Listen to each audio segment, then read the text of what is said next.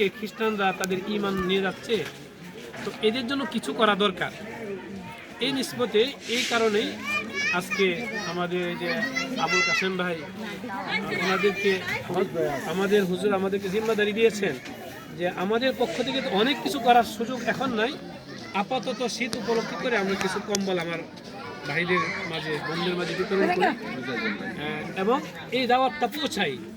যদি কোনো খ্রিস্টান মহিলারা এখানে এসে আপনাদেরকে দাওয়াত দেয় তাহলে সেটাকে গ্রহণ করিয়ে না। কারণ আমার ভাইয়েরা, আমার মা বোনেরা, দুইটা জিনিস, যেমন কথা একটা কম্বলের দাম হলো 1 লাখ টাকা আর একটা কম্বলের দাম 100 টাকা। বলেন তো আপনার সামনে পেশ করার পরে আপনি কোনটা নেবেন? না, 1 লাখ টাকা যেটা ওইটা নেবেন, যেটার দাম 1 লাখ টাকা সেটাই তো মানুষ নেওয়ার জন্য আগ্রহী। আর যেটার দাম 100 টাকা এটা তো সস্তা, এটা কেউ নিতে চাবে না। ঠিক এই সারা দুনিয়া বিক্রি করে যদি এক পাশে রাখা হয় আর ঈমানকে যদি এক পাশে রাখা হয় তাহলে বলেন তো কোনটার দাম বেশি হবে? ঈমানের দাম বেশি। ঈমানের দাম বেশি হবে। সুতরাং ঈমানকে কেন আমি সামান্যতম জিনিস দিয়ে, একটু দাওয়াত দিয়ে, একটু প্রলোভনে আমি ঈমানটাকে কি করে দেবো? খবরদার, কেউ যেন আমরা ঈমানকে নষ্ট না করি।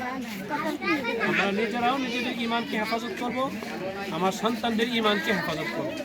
চেষ্টা করবো ইনশাল্লাহ সবাই।